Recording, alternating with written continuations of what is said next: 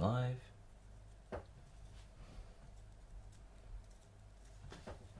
Hello, and welcome back to part 2 of Halloween coloring. Thank you guys for joining. We are doing something different today. We are testing out new softwares and equipments and magical internet stuff. Mainly, we are to Facebook. Stand by. I just fucked up the audio. Okay, continue. And we are constantly experiencing technical difficulties, which we're solving immediately. Tech support is here with us today. Tech support, say hello. Hello, I am tech support. I have my own camera today. We are actually up on Facebook and on YouTube. And we're testing something new with a chatbot. I'm gonna take these headphones off because there's an echo in it. You look so good in them, though. You look like you look like a professional DJ. So we're testing. Wait, you are a professional DJ. Did you guys know that? Sorry. You're telling them secrets. No secrets. So we see that we have people joining from YouTube and from Facebook. And what we're testing today is a new chat bot where hopefully, I haven't actually looked at it yet, hopefully we have Discord, YouTube, and Facebook chat all going to the same thing. And if their technology works the way that they say that it's supposed to work, if you write something on the YouTube chat, people in Discord and in Facebook will also see it, and it's supposed to relay everything back and forth. So I make no promises of whether or not that will work, but we're hoping. But the show will go on. The show will go on regardless, and we'll know in a couple of minutes as soon as people start talking whether or not it's actually working successfully. This is not my show. This is her show. So I'm going to send you back over to her so that she can continue to do her stuff. I'll see you all in the chat. All right, and I'm back. Hello again. We are actually ready to begin. So if I can be switched to my drawing screen, and if I can appear tinified in the corner, that would be cool too. Oh, okay, I'll work on that. Okay, so I'll just jump right in. Last week, I touched nothing, as I promised. I left it exactly where it was, even though it was very tempting to just finish the second bat behind your guys' back so that we can move on to the background. But I exercised self-control, and I left everything exactly the way that we left it. So I'm going to continue with my stained glass window. If you guys were here last week, you remember that we started with white charcoal. That's this guy here. He's getting dangerously small. This is how they look when they are brand new. And I also showed how to sharpen them. They just go into a regular sharpener, and I sharpen them as I would a regular pencil. So I started with white, and I colored in all the parts of the stained glass that will be glowing in white, and also some parts of the bat wings in white. And then now I'm adding my colors over the white. And the main reason that I do that is because I'm working on toned paper. So that the colors that I'm applying are actually full saturation colors. Because if I were trying to add orange and yellow, especially the light yellow colors, if I were to add them directly to gray paper, I would lose a lot of that beautiful pigment, and it wouldn't be as strong, and it wouldn't be as light. Oh, and speaking of paper, I actually had Tiny the Elephant is with us today. Of course, he's going to be our mascot. Speaking of paper, somebody figured out, sent me a question about it. Somebody figured out that the paper that I show you guys, the link that I have in the description below to the paper that I use, the size of the paper, 9 inches by 12 inches, is actually not the size that I draw on. And the question is, what's the deal? Do I buy separate paper for printing my coloring pages? Why am I not drawing in the actual spiral book? So I will explain that now. The reason is I do try to draw in spiral books and in journals because I love journals, but I can't be disciplined enough to keep everything in one place. And I do love my loose leaf, and also, I give out a lot of my drawings as prizes and stuff, so having them loose leaf just makes more sense. You can see how many pages I've torn out already. This book has, I think, maybe 10 pages left. But yes, you are correct. The size colorings that I do, this is the first Halloween coloring that I did this month. And let's see, there's one on gray. We did this one, how to look glamorous even if you're dead. And you can see that it's considerably smaller than, I don't know if that actually fits on the screen, but you can see. Sure you do. You can see right there. Oh yeah, it does. I can see. Never mind. I'll put it sideways. We set Lisa up with her own monitor today so that she can see what camera feeds I'm switching back and forth to. Yes, so that I don't just look around like a lost puppy. We have a printer, and the printer only takes a certain size paper. There's a limit. I think 9 by 12 inches won't go through the printer. But this is my standard printing page that I work with. However, it's very thin and it's very white, so I don't like to color on this paper. But I do love my gray, really thick, nice recycled paper. So what I do is I put my white page over it. I draw an outline. I tear it out, and then I print. I just run the gray paper through the printer. Most printers can handle pretty thick paper. So if you guys have printers at home, or if you go to print shops, you can bring them your own paper even and ask them to print on that, because I know that's a question that comes up a lot. It's like, well, I take it to my print shop, but they will only print on whatever stock paper they have. And if you can buy paper, sometimes it's really costly there. So there's no need to do that. You can buy your own binders and tear out the pages, make them whatever size you want, and then take them to the printers and they'll deal with it. So that's something that you can certainly consider. Do we have people in the chat? Is anyone there? Is anyone saying hello? Yeah, lots of people are saying hello. We have lots of people in the YouTube chat. The bot doesn't appear to be doing its thing yet, so I'm going to go work on that. I was just calling out that if they want to... Pencil down. Pencil down, I got that. Thank you. So I was just telling people to actually call you by name if they have questions for you and stuff. Oh, okay. And do we have any questions? Not yet. Wow, you're like...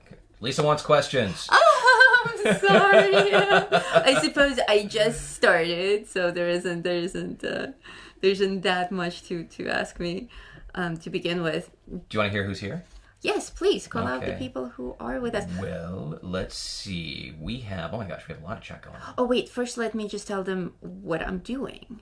Okay, yeah, there are new people here as well, so why don't you fill them in on what you did last week? Okay, so last week we got this much done on the bats page, and I colored in all the stained glass windows with white and with colors.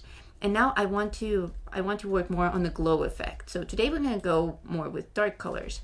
I don't know if I'll color the second bat, but we'll try to get to it. Mainly I want to concentrate on the window and on the background, because the glow effect is coming out nicely, but we need it to glow more. So the way that we achieve that is through higher contrast. So I'm going to work on the window frame itself, making it darker.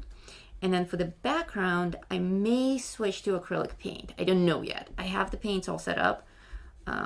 Usually I just decide these things on the spot. So if I feel like I'm not getting the desired level of darkness with my pencils, I'll switch to acrylic paint.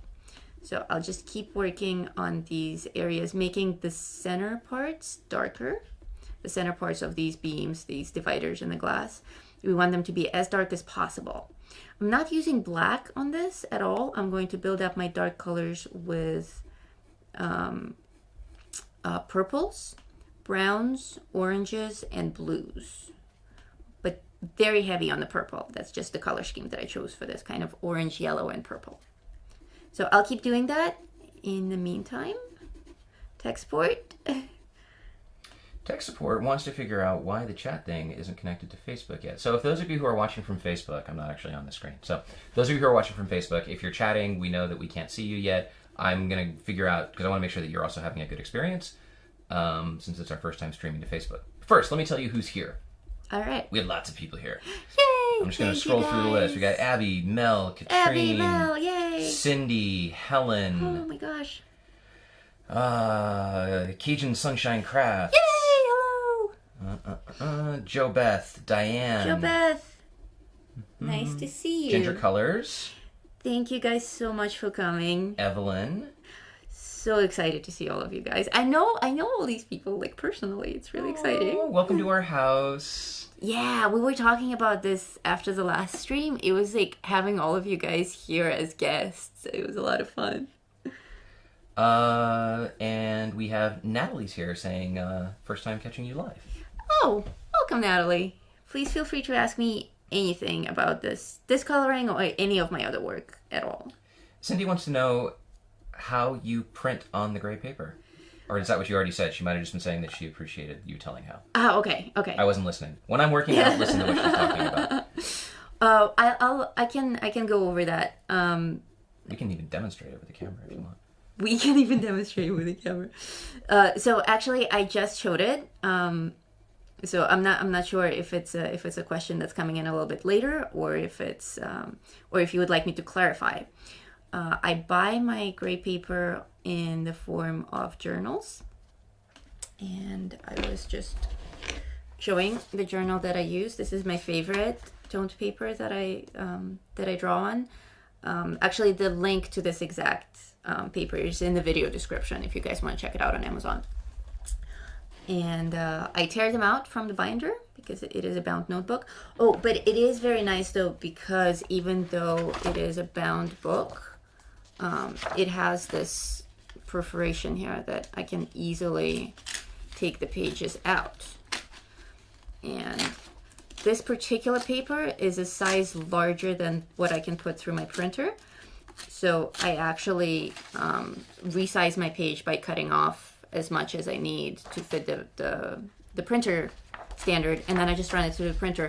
It is thicker than regular letterhead paper. It's quite thick actually, but I've had no problems running it through a regular household printer that we use. So I think if you're printing at home, certainly you know what your printer takes.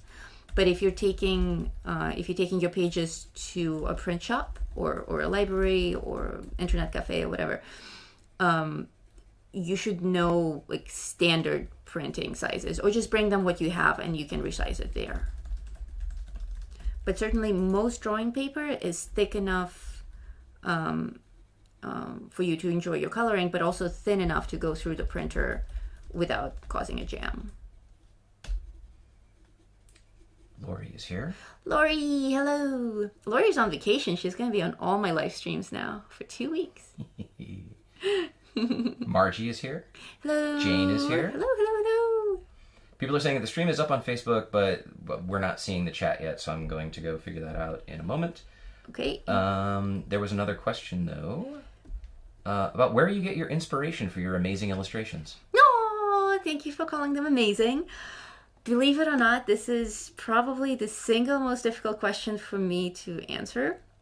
I do get asked the inspiration question a lot in the artist interviews that I often do on other channels and like magazines. And I'm always stuck on it because I think I get too philosophical. And I'm like, well, let's examine the meaning of the question. What is inspiration and where does it come from? I honestly don't know. My head is constantly filled with images and ideas and characters, and I've been like that my whole life. So in my mind, I just draw what I see. So, what? Mel's little boy Logan is watching, and he's 5, and he says that you're really good at pictures, but do you also sing songs? Thank you so much. Hello. I'm glad you love my pictures. I do not sing songs. I am terrified of singing, and I'm quite bad at it. So actually the one thing that Adrian always tries to get me to do is to sing, and I will not do it. And we've been married for 11 years now, and I don't think you've ever heard me sing. I've never heard you sing. And it's crazy that as your husband, that's the thing I try to get you to do. They're kids present. Be careful. I also try to get her to bake me cookies, and I buy you cookies. No, I'm sorry. I don't sing songs, but I do occasionally write short stories and poems. We have Facebook people moving over to YouTube for the chat. Okay, I'm going to stop for a moment and go try and figure out what's up with this chat bot not being Okay, What are you supposed so to do? I won't be responding to questions immediately because I can't see the question screen. I'll just continue my drawing and I will talk with you about what I'm doing and Before you some do other that, things. Evelyn wants to know if you even sing in the car. The thing is, whenever we're in the car, I'm the one who's driving, and no, she doesn't sing. She never sings. She doesn't sing in the shower. She doesn't hum. She doesn't.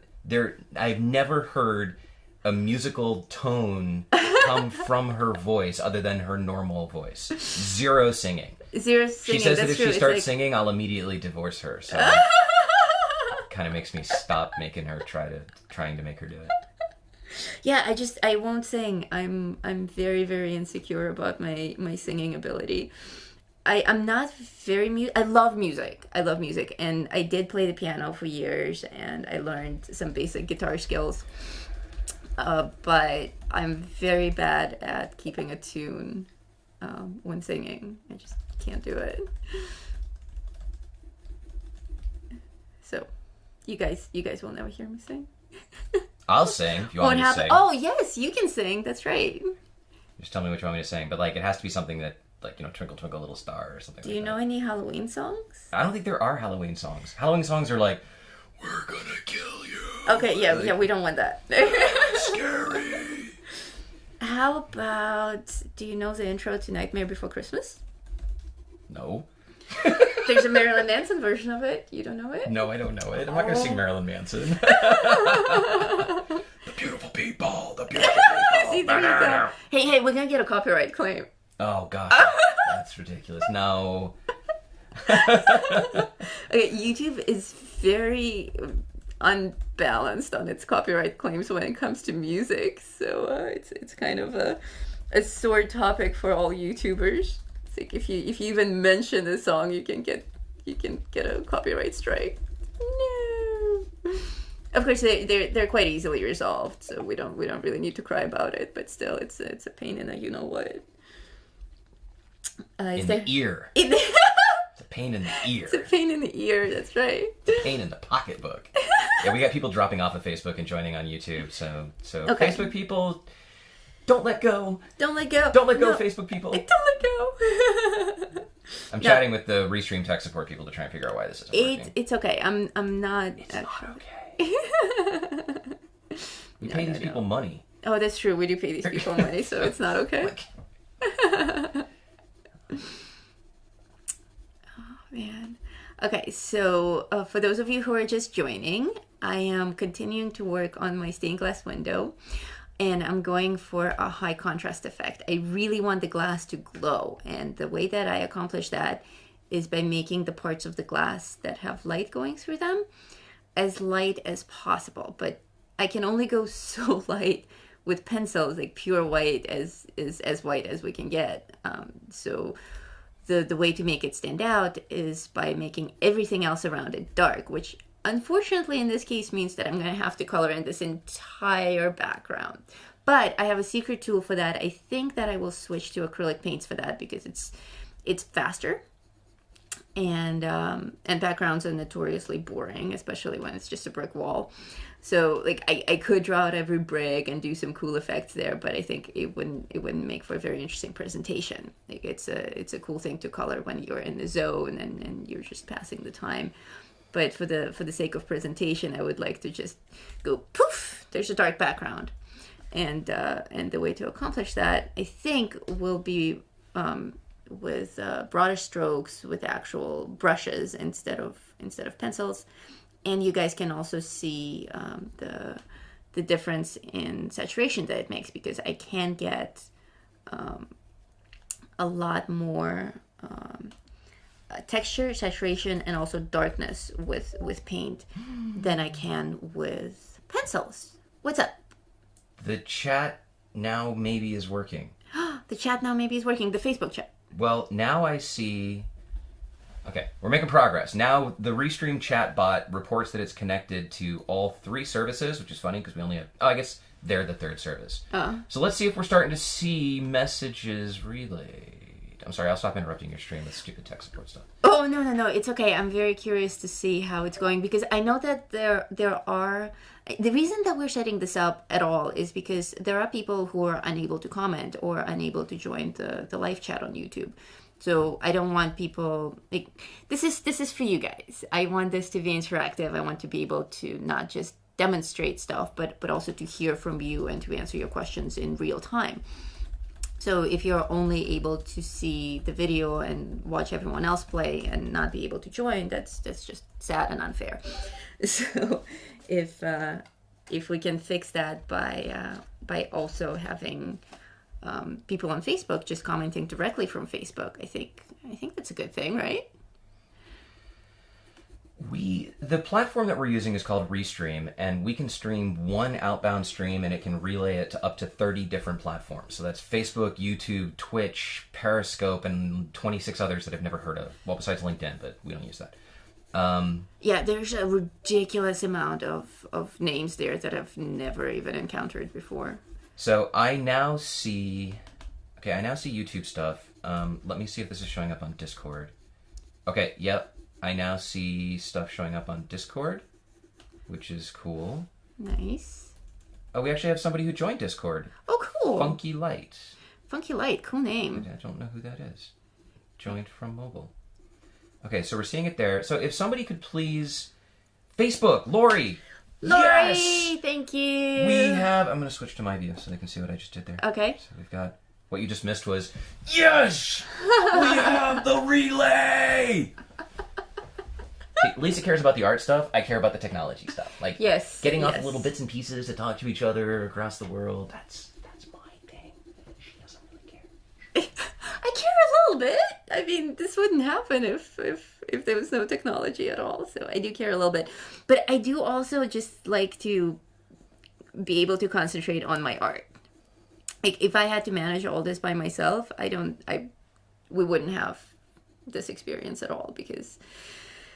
machines hate me. If you guys saw the my Black Cat video with the silent film, where the really smart guy, based on a real life person here, keeps making me machines and they keep not working in my hands, is actually inspired by true events. The technology does not agree with me at all. So we make an excellent couple by balancing the technology part and the analog part. Me, I just want to play with my pencils and my characters. All right, so it appears that the way that this is working is the Restream bot is restreaming to other things, and it's prefacing it with where it came from. So, for example, in YouTube, you see a message from Lori that actually says Facebook : Lori Gregory. So that's how you know where stuff is going. But y'all don't need to worry about that. Like, if you respond, y'all. Shout out to my southern folk here. So yeah, you can just type in whatever platform you're in, and it should all just magically work, which is kind of cool. This is what I get paid for. Wait, I'm paying you? You know. There's children here. Okay, let me scroll back and see if we get some questions. By children, you mean Lori. By children, I mean Abby. me. The biggest child in the room. Do you want questions? Yes, please. Okay. Oh, look, we even got a hey y'all from Colorado. Oh, nice. Hey, y'all. Y'all. Oh my god, you actually got me to say it.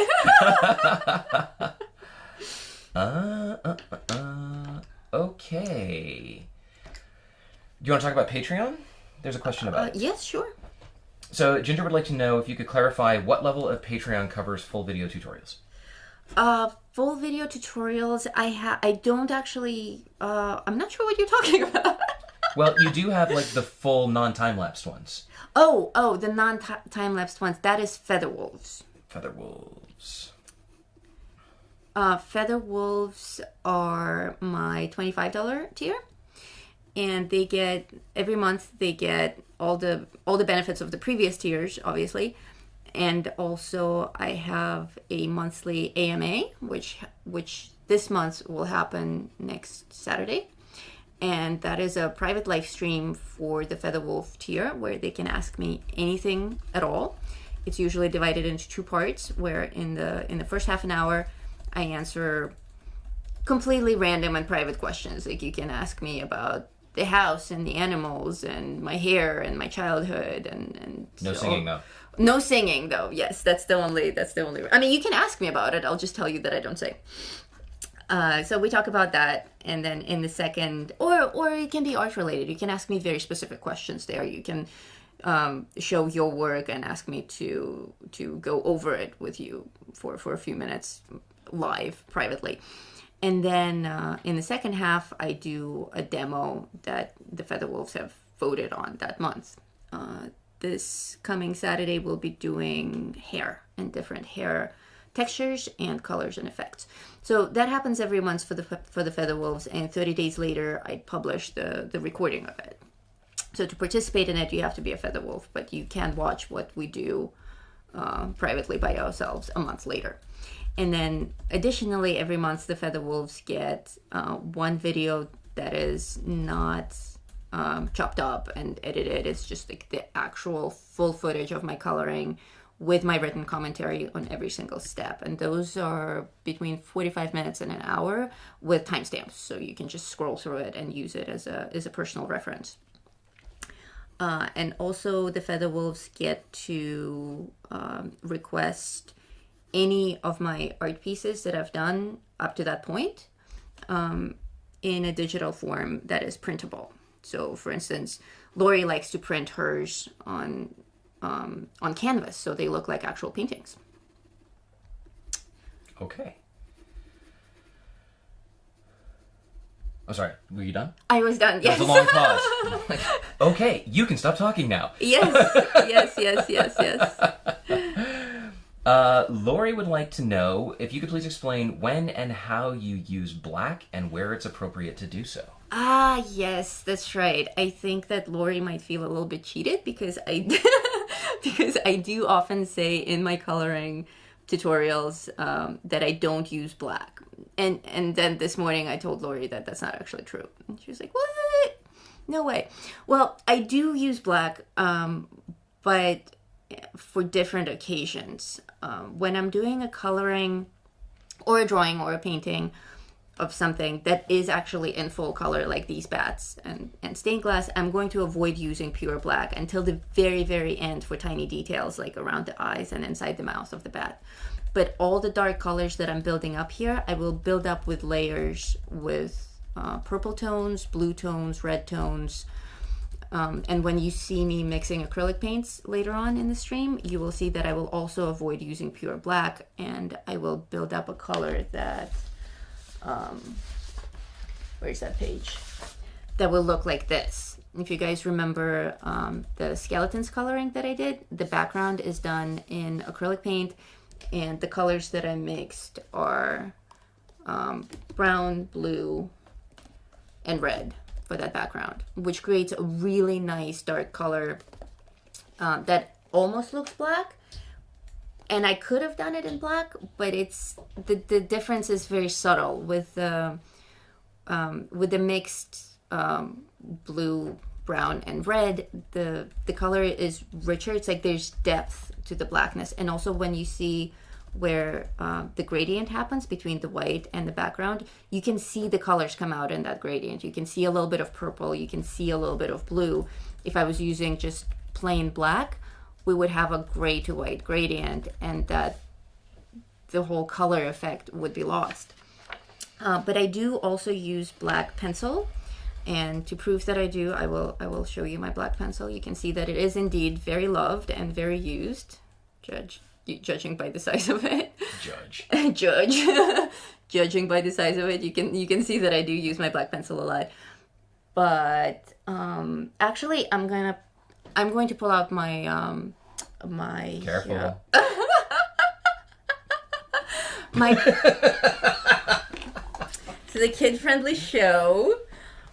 My folder. The folder's coming out. Oh, you're gonna pull out your folder. My folder's coming out. This folder is where I keep all of my current work.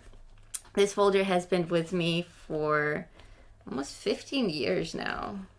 It's a very, very old folder. As you start that, let me tell you the 2 other questions, and maybe you can fit them into your answer. Okay. Dun, dun, dun. Abby asked if you're going to make a book of your pen and pencil drawings, and Jane asked if you have any of your art as a tattoo.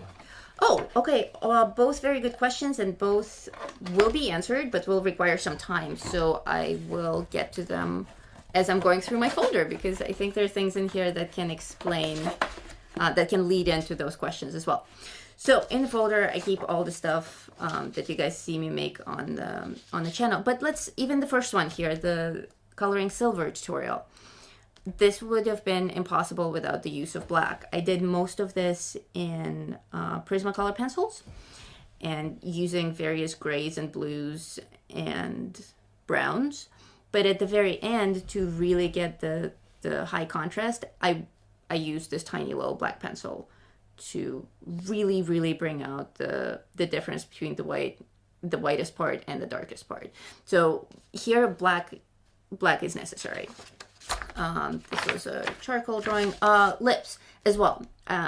Definitely avoided the black the entire time. I built up the darkest color here with purples and browns and reds.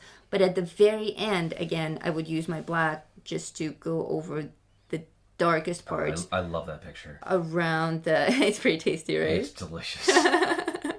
Just around the darkest parts here. So it's usually like my touch-up tool at the very end, just to make sure that nothing got smudged and that the contrast really is as high as I want it to be. Let's see what else. I have a lot of charcoal drawings that are obviously all black and white, so of course I use black for these guys. But then I also have a whole series of pencil drawings that look like they are grayscale, but in fact they are full color illustrations with various shades of yellow, orange, brown, lots of different grays from the Prismacolor set, and of course a solid black for those final touch-ups to get the little details in. So black is not something that you should avoid entirely. You should definitely avoid it for building up dark areas, like in pictures like this. Grayscale images for coloring pages.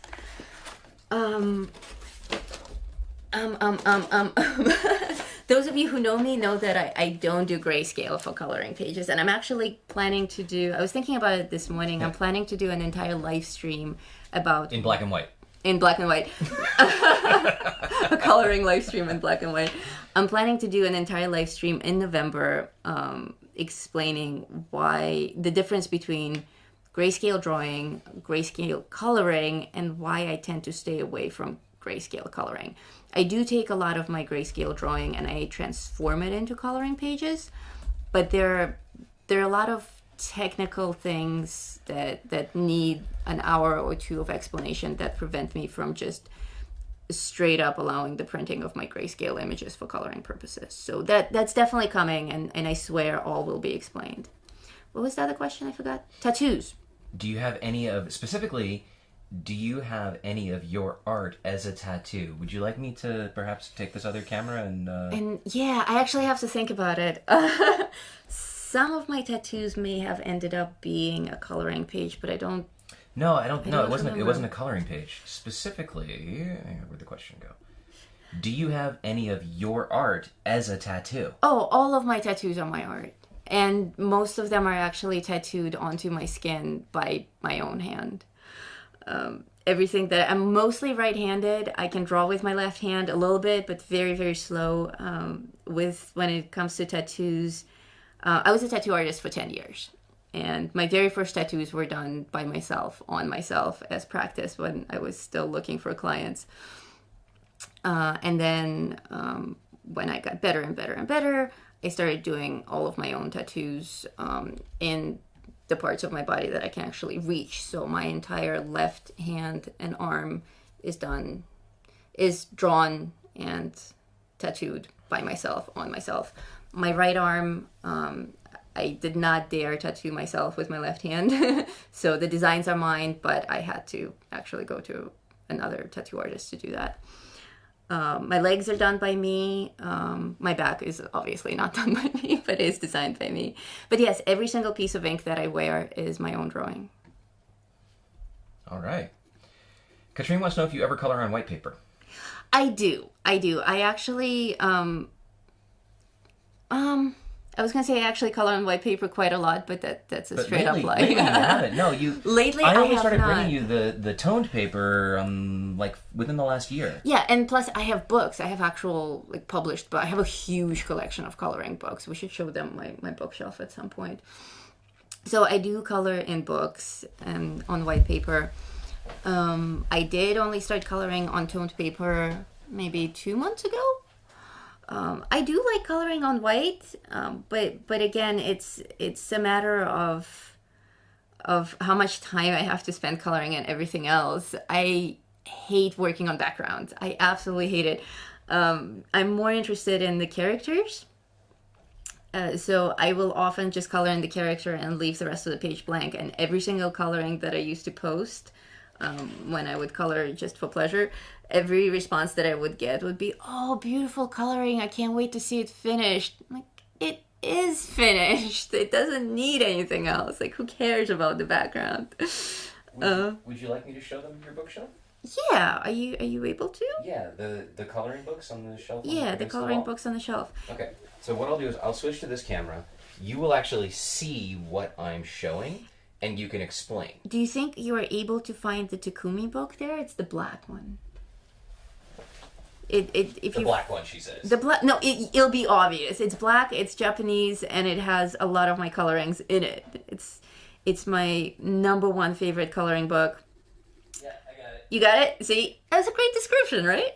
Yeah. It's like obvious. Do you want me to... Yes. Can you please bring it here? I'll show them. I'll show them here the coloring that I do for myself for pleasure, Just want me to go show them the bookshelf? and also for events. Yeah.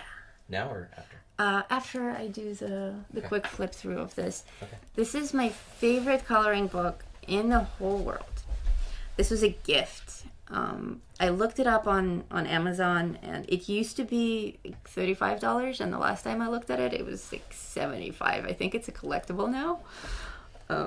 So this isn't like a promotion of you have to go buy this book, and I'm not sure what the copyright thing for that is, but I think I can show flip through. You can show a flip through, yeah, that's fine. So- You're not selling it. So this book is technically an art book. You have the first half of it is Takumi's actual original art, which is why it's so expensive, and it's printed on really high quality paper. And then the second half of the book, all the same pages are done as line art. So I did this for an event, and this is one of the few occasions when I did the full page, and mainly because there's so much information here. It was all stained glass. People are going crazy. But also... They're going crazy in the chat. Really? They're like, "Oh, I'm so impressed. You guys- Stunning. you The guys- girl with the beta fish. Oh, wow. Oh, my." Oh, this was fun. You guys asked about my tattoos. I did this one for an event. So the original page. Hold on. I'm getting there. The original page is this. So this is the character that Takumi drew, and the event in the coloring group was the things that we wear. So pick any page in any coloring book, and through colors and illustrations, show the things that you like to wear most often, like clothing. Well, I wear all sorts of things. I dress up as a flapper girl, and then I dress up as a combat fighter and whatever. So I don't really have like a clothing style that's a preference to me, but my tattoos are something that's always with me. So I chose my tattoo designs as what I wear, and you can see that they are, in fact, my tattoo work that I drew behind the girl, and I changed her face and her hair to look like me. And this one is from this hand. So that's the kind of coloring that I do. I like to take pages that have a lot of empty space and add my own illustrations there. So all white paper. This is another one that I did for an event. This was a monotone and color event. So I put a fish shape through it. So everything inside the fish is in full color, but everything outside is monochromatic. And this is acrylic paint on white paper. So I was going for more of a watercolor effect. I kind of like it. I think it's a little bit overworked. So yes, white paper happens. This was also for an event. I tend to color for events, apparently. I didn't even realize that until I was giving you this. This is from Choose Life. Name of the movie? I forget. Trainspotting? Trainspotting. Yes, this was my Trainspotting picture. So yes, I do color on white paper. The end. The end. Question answered. Shall I show them the... Yes, please show them the bookshelf, and you'll narrate it. No, I will not narrate it. You will not narrate it. I will not narrate it because you will see it on that monitor right there. Oh, I will narrate it. And you will narrate it. So awesome. So y'all give me just a moment here. Feel free switch. to pull some of the books out if you need to, or just show them what I have on my bookshelf. It's so exciting to have you guys here. It's like you're at home with us. I love it. We never have guests because we live in the middle of nowhere. Now you get to see how dirty your room is. Oh, oh! Show them the hobo bed on the left. That's where the dogs come in to sleep. I'll show them that on the way out. Okay. So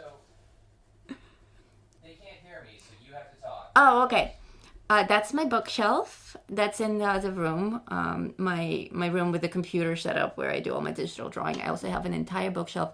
Everything there from the pearls on the left to the right, that's all coloring books. And some of them are my own. The whole stack of black ones on the left are my own, but the rest are things that I've been collecting over the years. I have quite a collection, and a lot of different styles as well. I have grayscale, even though I don't do grayscale myself. I really enjoy looking at the illustrations. So a lot of the books I never color in. I just open them up as art books and enjoy looking at all the wonderful art and stuff.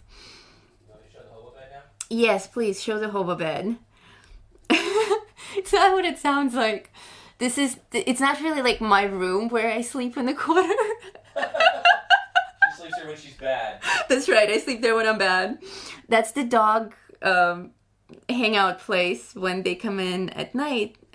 Usually they stay outside all day and they play in the garden and they run around the field and chase rabbits all day long. But then they come in at night and they sleep in that room. I close the door and they have their food and water there and they sleep in there's a beanbag hidden under that blanket.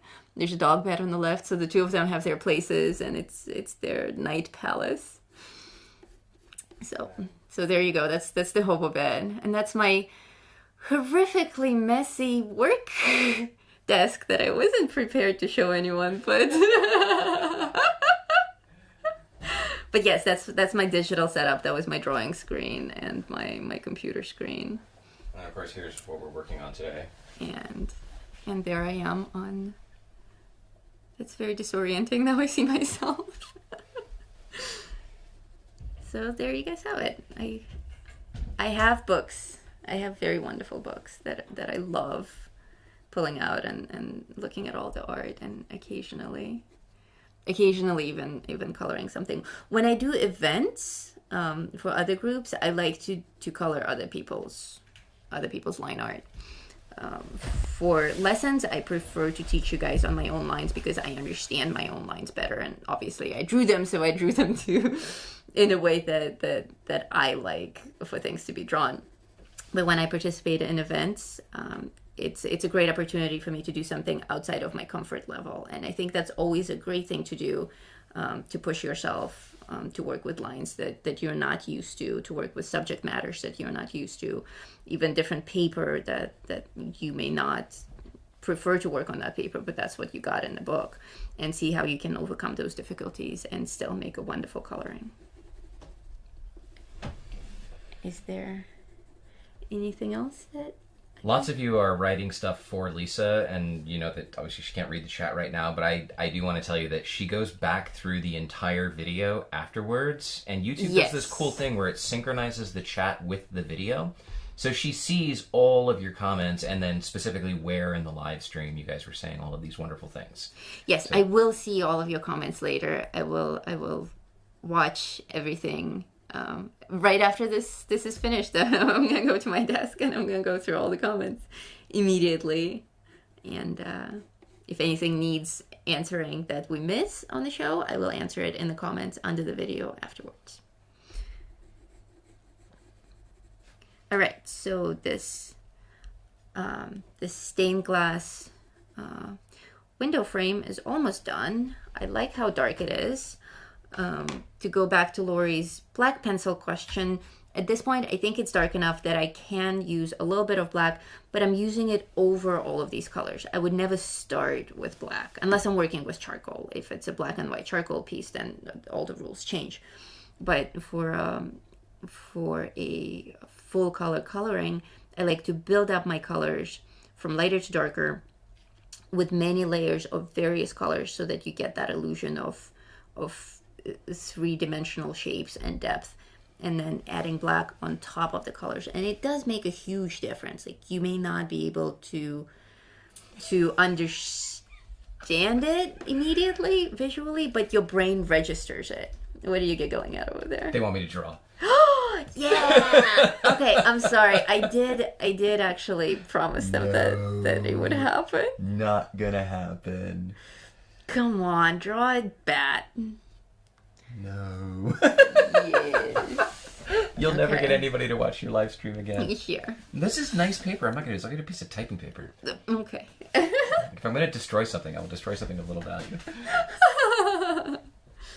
Okay, maybe we'll get Adrian to draw us a bat. Okay, I'll tell you what. I'll draw something off screen, and then you can show it. No, but then they'll think that maybe you Googled it or something. They need to see you draw it live. What do they think? Let's ask them.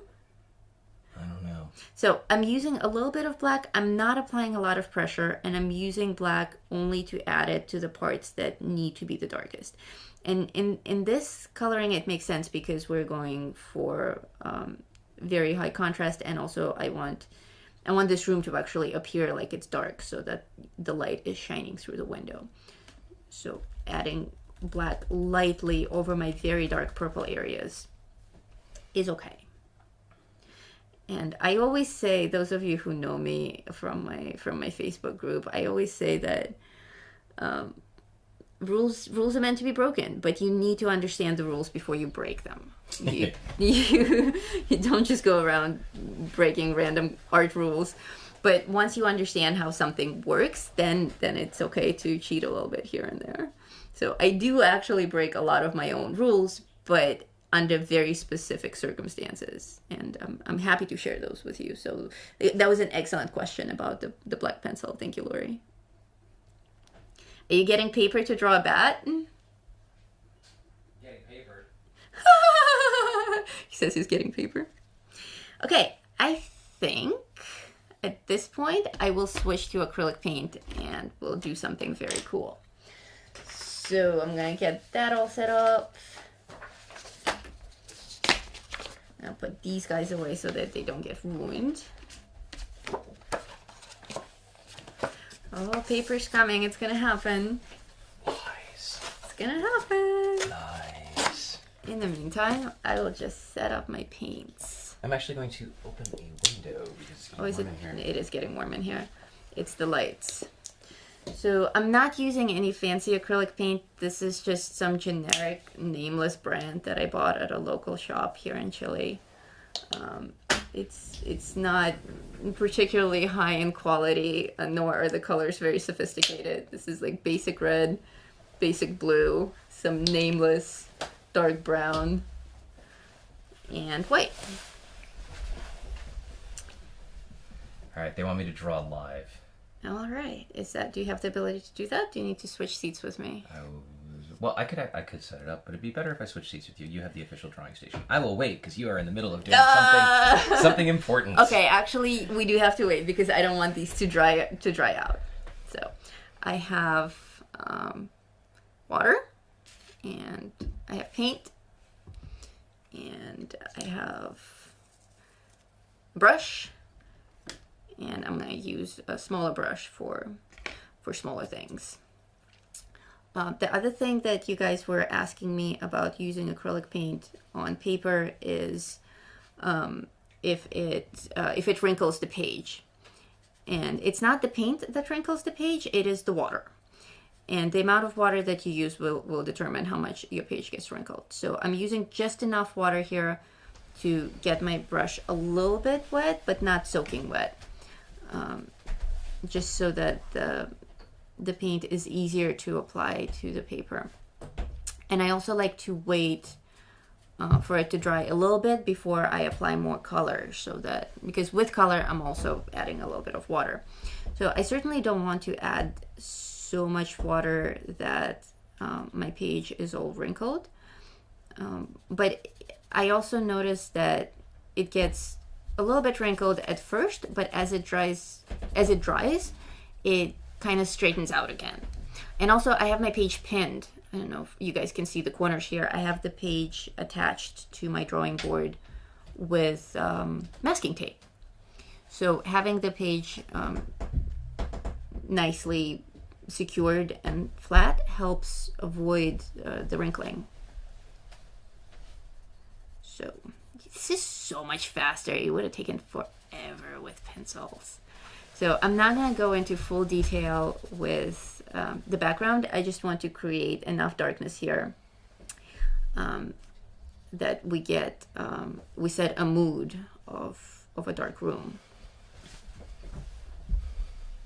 And I'm not going to bother too much with with the edges. And I'm using brown, blue, and red. That creates this really nice dark purple color. That's most excellent for a background. And again, if I wanted to go even darker, I would add actual black at the end, just a little bit here and there, probably around the corners, but over my colors. I definitely don't want to start with black. How are we doing in the chat? And how's the Facebook chat going? Are there people on Facebook? Most of the chat's still coming in from YouTube. There are people on Facebook. Give me just a moment. I'll tell you how many people. There are 3 people watching on Facebook and 24 people watching on YouTube. Oh, cool. I'm trying to move this camera around because since I opened the window, you're like all... Oh, is there glare? You're... Am I glowing? This angelic halo. I don't want people to get the wrong idea. It's the glow of happiness of a happy colorist. So you can see that the page is getting quite wrinkled because I'm using my water pretty generously, but I'm not worried about it because I know from experience that it will smooth out and dry just like it did with this guy.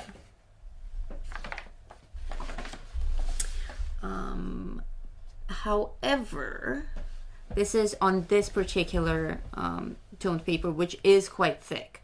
If you were to use thinner white paper or the paper that is in a book, in a published book, I would be careful. I would do a test run to see just how much water the paper can take before going crazy with this particular effect. I'm a big fan of trying things out on scrap paper, on things that you can throw away and try again on something else instead of going straight for your one and only copy of a coloring. Because it's better to experiment and then not be held back by doubts and fears when you're actually working on a page. Lori says she's hardcore. She's watching on both YouTube and on Facebook. Oh wow, Lori, you are hardcore. Those of you who see the messages coming in from the Discord bot, from the Restream bot that are coming from Monakis, that's actually me, because I'm doing most of this on Discord to make sure that all of the relaying and stuff happens correctly. Oh, Cindy's watching on YouTube on both phone and TV. Wow, so you guys are hardcore. Yeah. You have technologies and stuff. Okay, let me scroll back here and see what we've got see if for we have some questions besides questions asking if Adrian can draw. It will happen one day. Maybe today. I love his drawings. I do actually have an entire album in my phone called Adrian's Drawings. So, if worst comes to worst and we don't get a demo today... Some of them are totally inappropriate. Some of them are going to get posted on Facebook. Some of them are totally inappropriate. I won't post those, but I do like your drawings of dogs. Mostly because they're labeled dog. Dog. Evelyn would like to know if you can use pencils over the paint. Yes, actually, that's one of the main reasons that I really love using acrylic paint over any other type of paint for this. Is that once it's dry, the pencils will lay on it so nicely. It's actually, this is a good way to get toned paper. If you want to pre-color your paper with a certain color with acrylic paint, let it dry and then color over that. You got toned paper. Oh, one of the dogs is barking. She's been chasing rabbits all morning. So I'm just gonna color in all of this background. Make it as dark as possible, and then we'll go back to the window to add more. Yeah, I'm happy to sing instead of draw. Ah, that's funny. No problem with that. It's like the exact opposite of me. I make up songs. I make up songs for the cats and for the dogs, and yeah, he makes them up on the spot. yeah. Oh, hang on, let me go see what she's talking about. Yeah, she's very upset. Can you guys hear that? Can you hear the dog barking? I won't actually know if you answered me. But eventually I'll find out if you can hear my dog barking or not. So you can see that I'm being very, very rough with this. And that's for a couple of reasons. Mainly, one of the reasons is that I just want to get the background over with and move on to the part that interests me, which is the center. But it is important to set the mood. It's important to set the atmosphere. But also because I like for my drawings and my colorings to be an imitation of what the human eye actually sees. So when we look at an object, at a subject, at a presentation of something, we tend to focus on the centerpiece, and everything else is kind of in our peripheral vision. So it's a little bit blurry, it's a little bit smudgy. We just get an idea of there's a dark background. We don't see the entire world in full detail. We just get concepts. So what I'm doing is conveying the concept of a dark space. So you don't need to be crazy detailed here. Watercolor would work great if you have the paper for it. That kind of a smudgy paint splatter effect that you get with watercolor is beautiful and a great idea for backgrounds. I asked them if they could hear the dogs barking. Did anyone answer? Nobody answered. Nobody answered, so probably they couldn't. She was defending her bone. Oh, the Game of Bones. The Game of Bones. All right. Anything else that I can address? Katrine would like to hear about the animals. Oh, the animals. We have many. We have wild animals and domesticated animals and family animals. Our two dogs, Foxtail and Shelby, are family. They're pretty much our kids. But like very functional and grown-up kids at the same time, because they're quite self-sufficient. So dogs are family. They're with us all the time. We're all one big dog pack. Our cat is family. He's a house cat, but our cat and our dogs do not get along because he's been a house cat his whole life, and he's only now met dogs, so he doesn't really understand that they can be dangerous. And they are hunters. They are out there all day long hunting rabbits and other intruders. Lizards, tarantulas. Yeah, birds. Birds. They'll catch birds out of the air. Yeah. So they don't understand. They see him scurrying by and they're like, food! So we have to, when the dogs are in the house, it's like containing a ship or something, like living on a submarine. You know, one door opens, another door closes, and we have to be very careful to keep them separated. And then we also have birds. We have a lovely aviary that we built ourselves that houses my pet peacock, Kevin, his girlfriend, Dusty, and a bunch of our chickens and a rooster.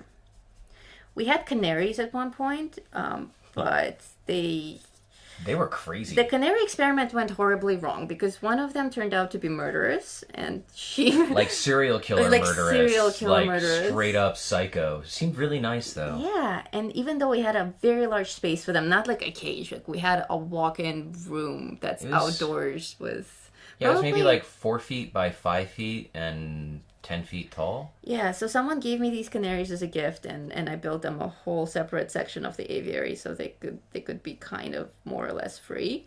But they've lived in a cage their whole life, so I feel that that space with canaries. We had 5 at one point. And one of them started murdering the others, and I just ended up releasing. One escaped with his life, thankfully. We still see them sometimes. Neo. His name was Neo. We have wild canaries also on the property, Yes. and we see one yellow canary occasionally fly through. And Yeah, that's him. that's him. So we prefer to see the wild ones. We will not keep canaries anymore. We've realized that they're just not good caged birds, and probably it's not a good idea to keep them as pets. And seeing them in the wild, they behave completely differently. They have these flocks that they're always staying in, and they're very social animals. They play in the whole flock. They like to have lots of space. So just seeing that makes you realize that some animals are not meant to be kept as pets. And we have lots of other cool wildlife where we live. There's a fox that we call Freddie. Freddie Mercury. Freddie Mercury. Freddie the fox. Freddie the fox. He walks around in the evening when the dogs go in the house. Freddie starts strutting. I keep trying to get a video of him, but he's very elusive. He's foxy. He's foxy, yeah. He's beautiful. I'm gonna set up a camera one night and just like leave it there until sunset and see if maybe I can catch him walking by. We have grisons, which are like an otter type of a thing. If you cross like an otter with a wolverine. Yes, those you are get a grisson. grisons. Grisons are cool because grisons they lack whatever gene is responsible for creating fear. Yes. So that's why they're very much like wolverines. Like Completely fearless. they're completely fearless. They have no concept of you're larger than them. They're just like, if they feel threatened, they will just fight until there's no fight left in them. Yeah, it's all adrenaline and attitude. Courage. Yeah, that's right. But they also like to have fun. They'll go upriver and they'll jump in the river and they go whee downriver, and then they'll run up on the side of the stream and go again whee. It's wonderful, like that. They're usually found as a mated pair. So if you see one, there's usually another one around. Yes, so we saw them as a pair. And they're very elusive. They Very exist in elusive. Chile, but most people don't see them. But since we live between two rivers, we saw a pair of them twice. Yes, and then we saw that one that we actually got on video. We saw one sneaking around the chickens, and then we had the one living in the woodshed. in the Yeah, woodpile. that's right. We went to get wood one day, and the dogs were barking at the woodpile, which was fairly large and covered with clear plastic. And inside of it was this little grison head, and he was like slinking He around. was so cute. inside of He the made a little side of the wood. nest that's like a Made hammock. nest. Yeah. It was adorable. We have a lot of endangered animals living on our property because we don't actually use most of our property. We just let it be wild. And since it is protected from other humans and neighbor dogs, it's a safe haven for wild animals. So Jo Beth loves that we named the fox Freddie Mercury. Freddie, yeah. thank you. He doesn't even know it. So Freddie the fox, Benny the bat. Benny the bat. Yes, we have a bat. What about the hag? We have a hag. Okay. So Tell them about the hag. So our property is, depending on where you live, it's either 4.2 hectares or about 7.5 acres. So for those of you who are from the two different systems, and it's about half forested with native trees. Yes. And one evening, we heard what sounded like an angry zombie in the forest, like making these horrible. Yeah, like your hairs stand up kind of. Yeah, horrible. like I can't even describe without trying to reenact the sound, which I won't do. It was just this horrible, like there's a monster coming. Yeah, like properly gives you chills. So it turned out to be an owl, but or maybe a hawk. An owl. So an owl. Okay, so anyway, yeah. So we have this owl that moved into the forest. Unfortunately, it doesn't stay there for very long because whatever it's saying at night, it's not a screech owl. It's something horrific. And it's actually, like, the word that they have for it in Spanish, if you look it up, the translation is a hag. Yeah, like a harpy. Like a harpy, yeah. So And it certainly sounds like it. We also have cranes, white cranes, or herons. Herons, yeah, and the big gray. And the big gray heron that I need to be able to video and photograph so that I can add it to the Wikipedia article because he's not actually listed as one of, with Chile being one of his habitats. Yeah. But we definitely see him. You need to stop talking because people are now saying that they're going to move to our property and live in tents. And Oh, Well, we have guard dogs who like to have their bellies scratched. They're very fierce. Yes, they sleep in that hobo bed you guys just saw. Besides your magic white charcoal, if you had to pick one, what would you consider your very favorite art medium?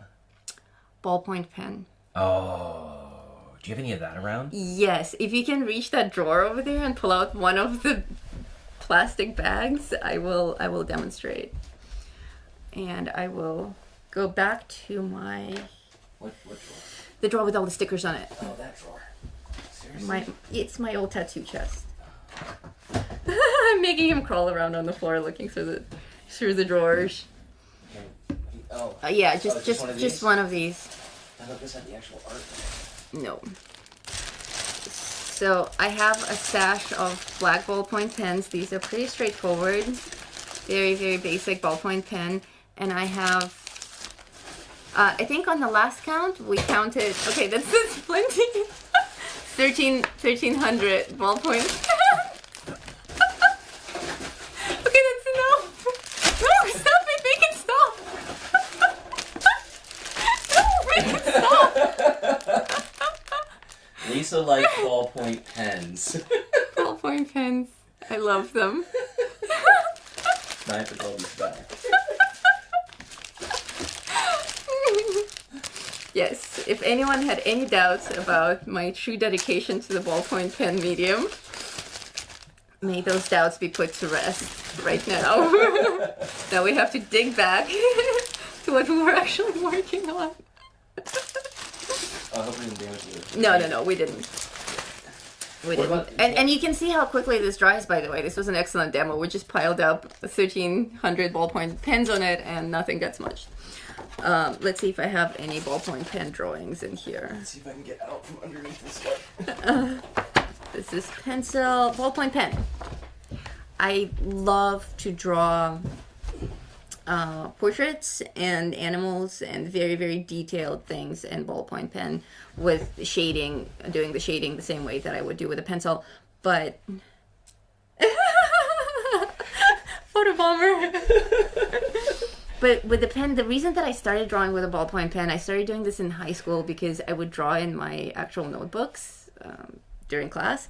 And with pencil, things would get smudged as I'm turning the pages, and things live in my backpack, and a high school backpack is a terrible place, so things do get damaged. They get rained on, things get smudged and destroyed. So I started drawing with a ballpoint pen so that I wouldn't get the smudging. And then I kept doing it and drawing with ballpoint pens until I was able to get the really, really soft gradients as I would with pencil. And still, this is my favorite thing to do. When I draw for myself, just to relax, this is what I go to. Do you have like the Shankill Butchers? Oh, you're going. Let me go through it. And I'll see. They go way back. Yeah, I'll keep drawing, and you can find the older stuff. When Lisa does stuff with ballpoint pen, you have to understand the way that Lisa is with art is the same way that most people are with breathing. So she will just sit down and manifest. Like, I'll be playing a video game or something on the couch, and she'll sit next to me and she'll just draw something, and she calls it a doodle. A doodle. They're doodles. She said, "Oh, I'm just doodling." And I'm going to find some of her doodles in here that are just... I'm not very good at keeping stuff because I keep giving it away. Try and finish that sentence. You're not very good at what? Thank you. I'm not very good at keeping a lot. Like, I tell you guys, don't throw stuff away. Keep everything in the folder. Keep a record of everything. But I have actually not that much of my own art in the house. Although... For me, it's not because I throw it away. It's because I either give it away or it's for sale or commission. So many things. Aww. When we got Shelby, Shell Shock, when she was a puppy, I drew this as a prediction of what she would look like when she grows up. It's pretty accurate. This is a doodle that I did on the subway in New York. This is ballpoint pen, and then I went over it with a blue pencil. So I'll set him here. He's pretty fun. There's a famous... Sorry, you all are familiar with the story of Jack the Ripper. Well, there's another old legend, possibly grounded in some type of reality about... It is. It's a true story. They were brothers, right? They were brothers. About three brothers... UK? UK. I don't know why you guys in the UK end up with all the weird knife murdering thing going on. But anyway, so the Decemberists wrote a song about the Shankill Butchers and about how parents used, like somebody was using the story of the Shankill Butchers as a reason why their children should behave themselves. Like if you don't behave, the Shankill Butchers are going to come in the night and get you. So Lisa drew her image of the Shankill Butchers in ballpoint pen. Yeah, this was also just a doodle that I did. You see, it has medical tape on the sides because I used to use, and it has nail holes also. I would just pin my art up on the wall wherever I lived. So it traveled with me to many countries, many apartments, and it would always live on the wall with a bunch of my other doodles. So ballpoint pen is her preferred stuff, and I think you have stuff online like your Whitney Houston. My Whitney Houston's in there. Also done in ballpoint pen. Yeah. With a little bit of pencil there. Oh. Oh, yeah. She's in there. People may not have seen this. Yeah. Is this one also ballpoint pen? Yeah.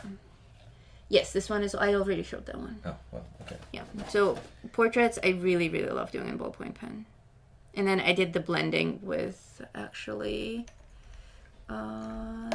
this pencil right here. This is in the Prismacolor set. This 20% French Gray is something that I really like to use for blending. There you go. Thank you. Yeah. On charcoal, what fix-it do you prefer? Hairspray. Cheap, easy. I always have it in the house.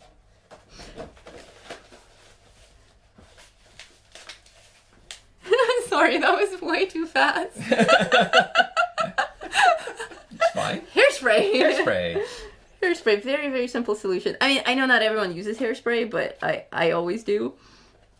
So I know that I always have hairspray in the house, and it's just a very, very simple solution. Pat says that the medical tape actually goes great with the picture. Oh, thank you. Yeah, it's a picture with lots of history and character, lots of personality. Any other questions? No. There was one actually way far back that I didn't answer. I didn't ask you. Let me scroll back. So, I was trying to fix the bot. Okay. Did you?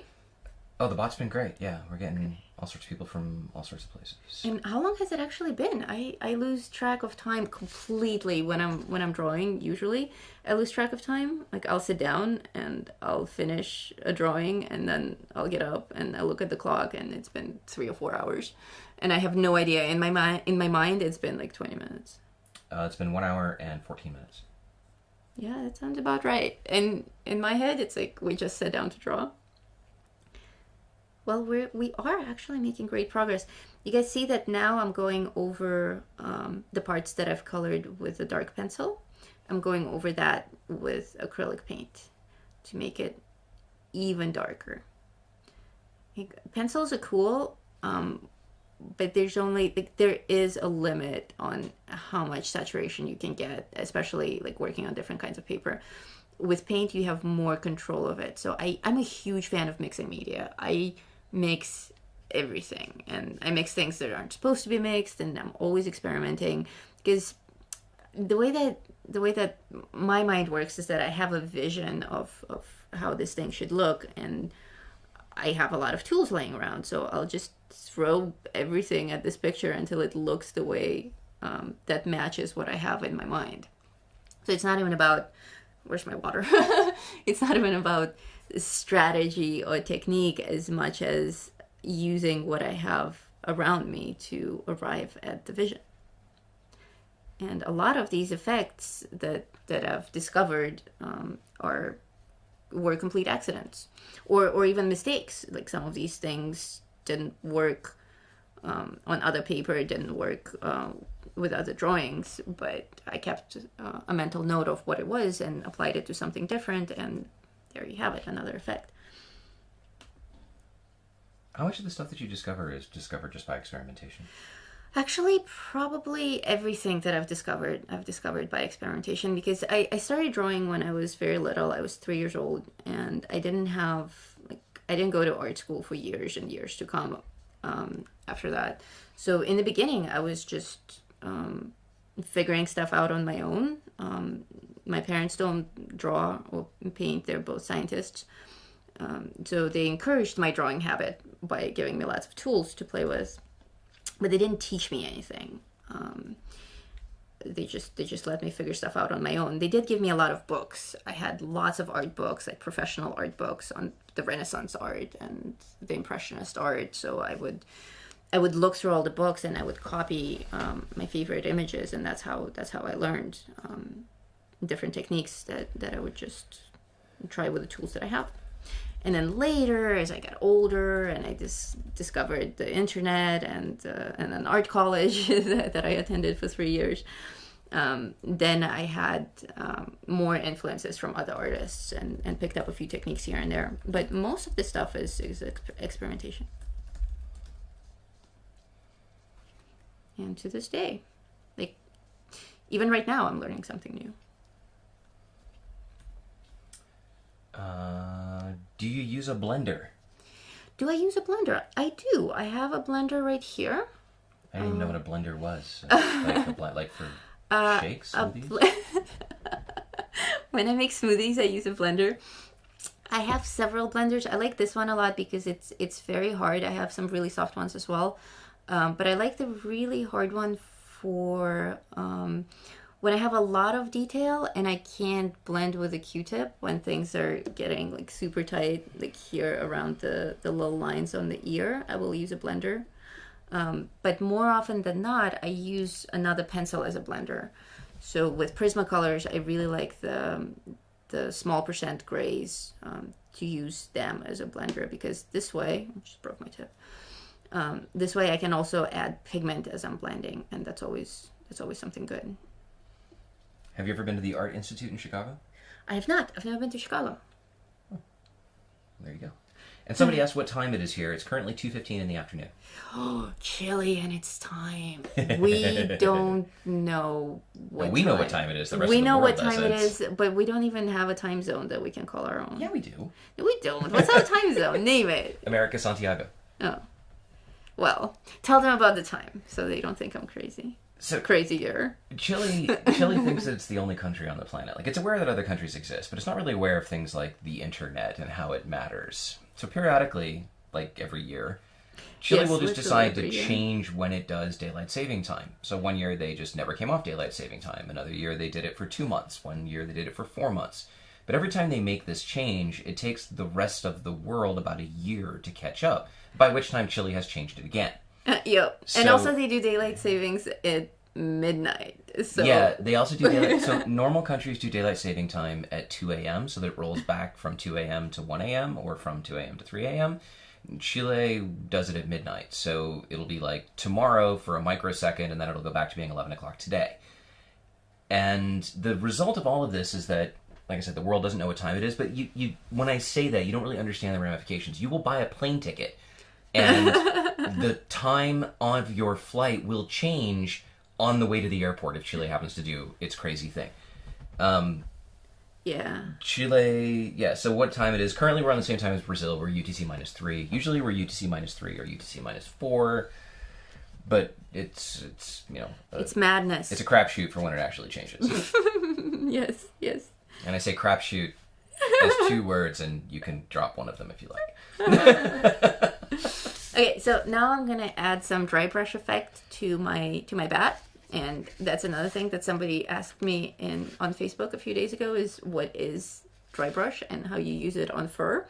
And here I'm not using any water at all. I'm just using my paint and mixing brown and blue. And then I'm kind of using my brush in both directions to make it a little bit flat. And then I flatten it even more like this on the page. And then I apply that. You can see that the brush is, like, all the bristles are spread out. And now I'm just making little dabs of it on the bat. And there you go, very fast fur effect. So I will do that for the rest of the bat to make it fuzzy. Do you have any of your early childhood drawings? I don't. My mother strikes again. My mother, how I love thee. You do love your I mother. love my mother. Everybody loves my Lisa's mother. mother values cleanliness. Cleanliness. And doesn't value other people's property as much as she values cleanliness. Mom, if you're watching this, I love you. Your house is very clean. My room was always very clean. Clean of all my Sparse, art. I think, is the word you're looking for. Sparse. Sparse. Yeah. No, a lot of my stuff didn't survive. Well, actually, like, my childhood stuff isn't really my mom's fault because we moved a lot when I was a kid. So a lot of the things just didn't make it. You know, when you're moving with one suitcase, you don't really pack the kids' drawing stuff. And weren't many of your early drawings on the wall, too? No, I never drew on the wall. You never drew on the wall? No, you just picked out the wallpaper. Okay, so I picked out the wallpaper with my fingernail, yeah. Well, it was her fault. She shouldn't have put me in the corner for painting on the wall.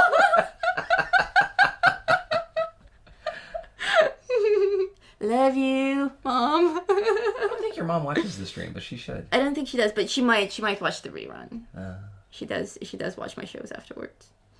So, no, my mom is awesome. If it wasn't for my mom, I probably wouldn't be an artist today because she encouraged me my whole life to draw. So, yeah.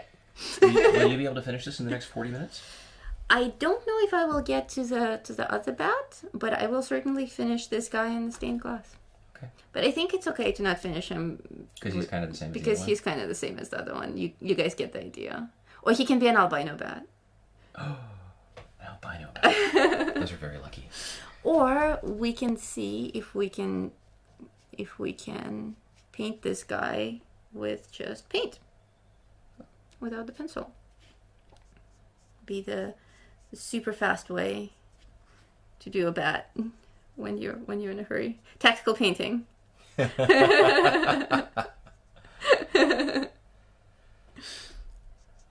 So when painting the bat with acrylic paint, here I'm using a lot of water because I want to get these nice lines. You see how we had the lines on the first bat? I want to have the directional lines on his webbing. So I'm using a lot of water for that. More water than paint, actually. And because it's such a small area, I'm not worried about wrinkling the page. It's the big brush strokes around that really make the difference. But for little areas, you can be more flexible with your water usage. And he's actually a good example. We'll use him to demonstrate how you can use pencils over the paint. So you guys definitely want to stick around to see that. While you guys are watching the stream, don't forget to like and subscribe, as always. And speaking of subscribers, this week was really exciting. I said in the beginning of October, I set a goal that I would like to reach 500 subscribers by Halloween. And I had 330 at the time, I think. And we reached 500 last week. So thank you so much, you guys. If any of you are here who are new subscribers, or for those of you who are here for the first time, and honestly, all of you who are here, we thank you so much for your support.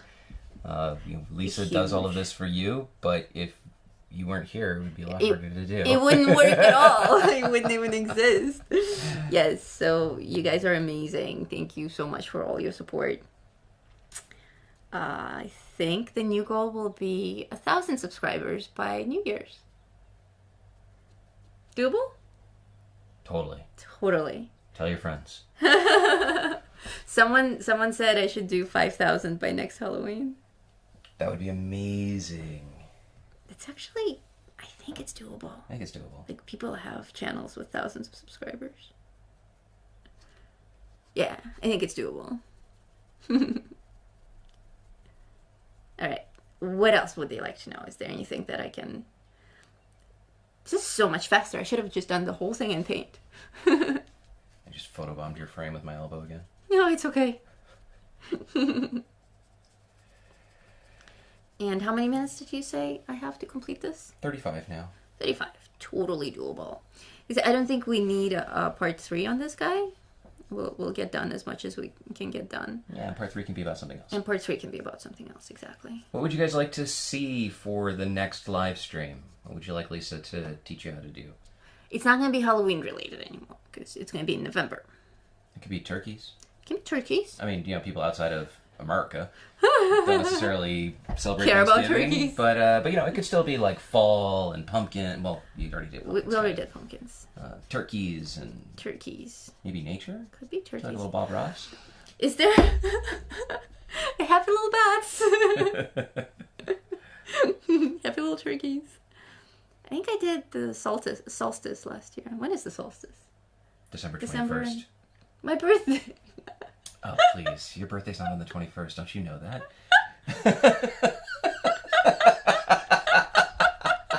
Okay. Wait, what date is it? What date is what? Today, right now, what is it? October 26th? Oh, okay. I have one day. Mary's birthday's tomorrow. Oh. Okay, tell them about my birthday. Lisa's birthday is actually on December 19th. and when we were first spending time together... Years and years ago, when we were young pups in New York. I got confused one year and I thought maybe it was on the 21st. But I only made that mistake once and for a couple of seconds because I had it smacked right out of me.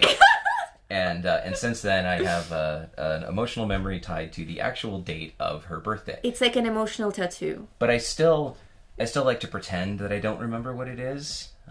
So it's like a little inside joke. Anyway, apparently now I've been pretending for long enough that Lisa doesn't know when her birthday is. Right, no, I just think that it's the 21st. It's the 21st. Yeah, there were a couple things that Lisa taught me straight off. One was when her birthday was, and the other one is that it is absolutely unforgivable to combine birthday and Christmas. They are two separate events. She does not get one large present. Otherwise, I will get no presents. That's true. I'm actually okay with skipping Christmas altogether, but not my birthday. And the two are like I could understand if my birthday was on December 24th, like 24th, 25th. It's kind of like Adrian's birthday and our wedding anniversary are one day apart, and we often get the same congratulation message from his parents and from my parents. They're like, "Oh, hey guys, happy birthday, Adrian, and happy anniversary tomorrow." That makes sense. They're literally back to back, and we just do one weekend of celebrations and lots of gifts. But my birthday's on the 19th. Christmas is on the 25th. It's unforgivable. They're completely unrelated. Totally. Hey, if you look at the camera screen there, how much battery time do you have in the top right?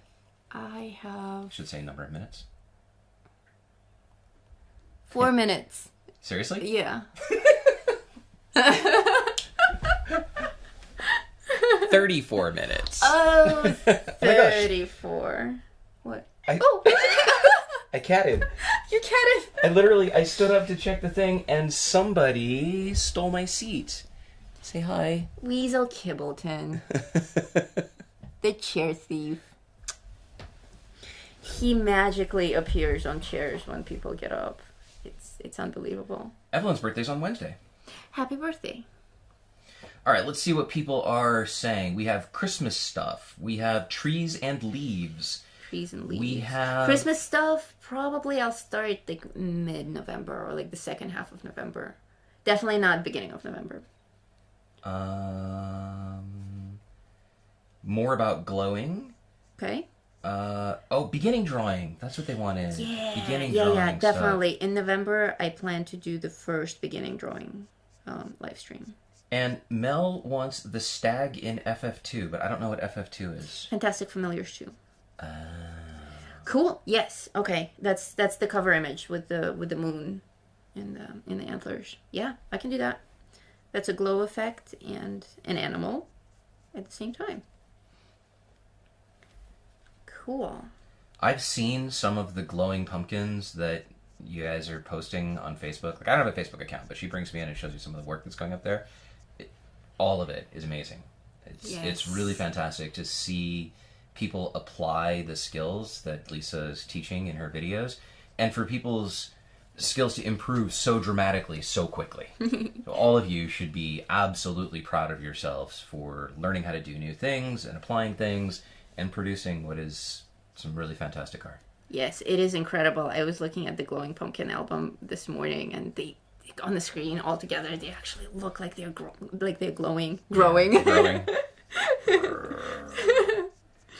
Okay, so now I am mixing this yellow ochre that I have with white and red.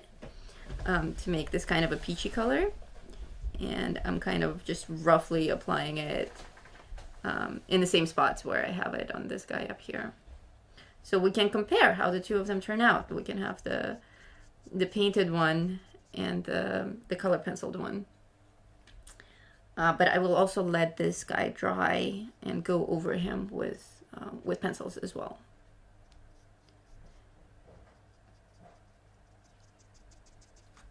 So this is going a lot faster.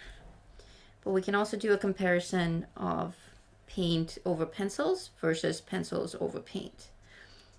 I find that pencils over paint, acrylic paint, is easier than the other way around.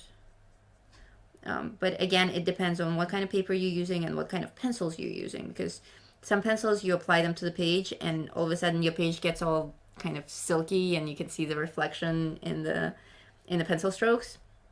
If you see that kind of a reflection, then probably paint is going to be a little bit more difficult to apply because it's all smooth and reflective now. But if it's more matte, then it will be easier to apply. I prefer to start with acrylic paint and then add the colors afterwards. But sometimes I get ideas like in the middle of the coloring and I just use whatever I have laying around to get to that effect. So I'm just going to add roughly the peach color. And then I'm going to let it dry and switch to the first bat. And then go over this guy with pencils. And we may even... Are those cupcakes? No.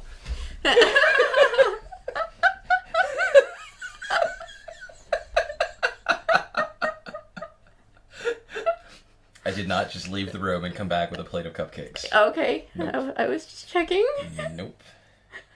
I made cupcakes last night on a whim when we were at the grocery store a couple times ago. I bought some cupcake mix because I was like, I like cupcakes. They're really not very good. Why are you eating them? Because they exist and I'm hungry.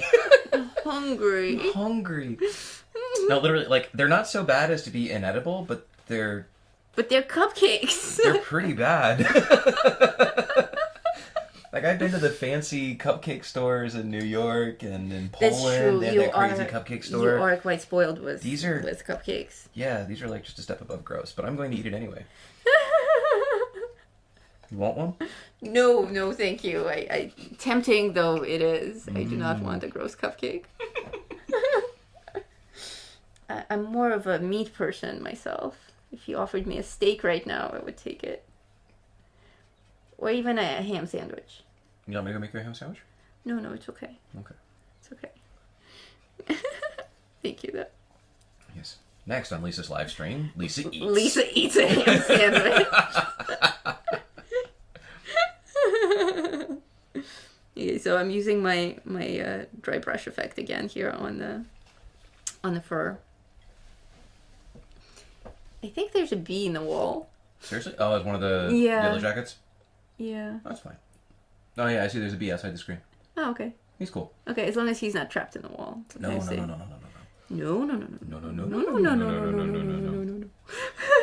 So Jane, as far as wasting food, we're fortunate because we have chickens, and literally, like, there's no food goes to waste. Like, bones go to the dogs, all vegetable scraps and everything else goes to the chickens, and then they in turn give us eggs that are absolutely delicious. That's true. We feed them; they feed us. Mm-hmm.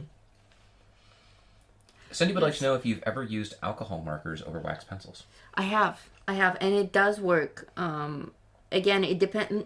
Okay, I've had successes and I've had failures. Sometimes the pencil is too glossy on the paper, and then it doesn't work at all. I don't have enough information to give you like specific brands of what worked or whatnot. I just know that I've experimented with it and I've had some really cool results, and then I've also had like nothing at all happen when I tried that effect. So the moral of the story is experiment. What else? All right, I promised them that I would add paint to the original wings, and I totally didn't. There we go. All right, paint over pencil not bad in this case. Prismacolors on this toned paper, the recycled paper, not glossy at all. Using water over this isn't really working. Like I'm not gonna get the cool watercolor effect here, but using just a little bit of water and kind of smearing the paint around works fine. And then once this one is dry, we can try the other way around, adding pencil over the paint. In response to your last answer about the mixing of stuff and the stuff that didn't work, Cindy asks if you got a gummy mess. If I got a gummy mess? Yeah.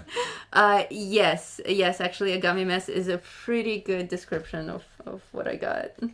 And I just used, I took a paper towel and I put it on top and just kind of soaked up all the mess that I made and took it away and had to clean it up. I did not have to ditch it though. I didn't throw that drawing away. I did recover it. But I also didn't try that effect. Again, sometimes it does happen with me where I have a plan, like kind of a plan in my head of the tools that I'm going to use and the order in which I'm going to use them in. And sometimes it completely backfires. For instance, in doing my charcoal drawing, like all the time lapses that I started my channel with, where I would do charcoal drawing and then time lapse it, and I would start from scratch. I would just start from a sketch and then keep adding pigment until I have a complete drawing. So not a coloring, a drawing. And I discovered that I like to sketch with a pencil, with a graphite pencil, and then add charcoal. But I discovered that charcoal doesn't go very well on top of certain graphite pencils on certain paper. So while a light sketch was okay, any areas that I actually shaded with pencil, I was not able to get a really strong charcoal saturation on that because it just wouldn't work. So now I do it the other way around. I make sure to actually not even have pencils nearby for that part so that I don't get confused. And do everything with charcoal and then use the pencils for the very last part for the details. How do you know when you're done with a picture? How do I know when I'm done with a picture? Today I will know when the clock runs out. It's like speed dating. Right? Speed painting. Usually I look over it. Again, I'm trying to match the idea in my mind of the vision that I had. But when I mean, obviously, you know when you're getting close to being done because most of your page is colored and all the elements are colored and completed. I step aside from it for a few minutes. I actually walk out of the room and I'll go get a coffee or go scratch a dog, do something that's completely unrelated to the piece, and then come back and look at it again and look at it from a distance. We get so close to the actual drawing, like without faces right in it. And after spending 2 or 3 or 4 or 5 hours on it, you don't see, you don't really see the picture for what it is. You've spent too much time to the project. You're too close to it. So take a break, go for a walk, go get a coffee and come back. Just 5 to 10 minutes is more than enough. And look at it from an actual distance. And if something looks off, you're not finished. You have to keep working to correct or finish the things that seem off. And if it looks perfectly fine and nothing jumps out at you as being actually wrong or unfinished, then you're done. You make it sound so simple. It's sometimes it's simple, sometimes it's not. Sometimes I've pulled out things from my folder that I thought were finished like months or years ago, and I look at them now and I was like, wow, that's totally unfinished. I could do so much more on this.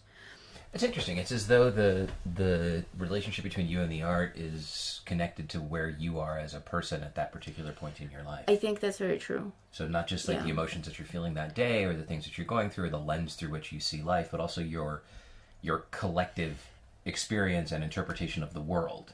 Yes, it is very true. And it's also important to understand that everyone who looks at your work is seeing something completely different.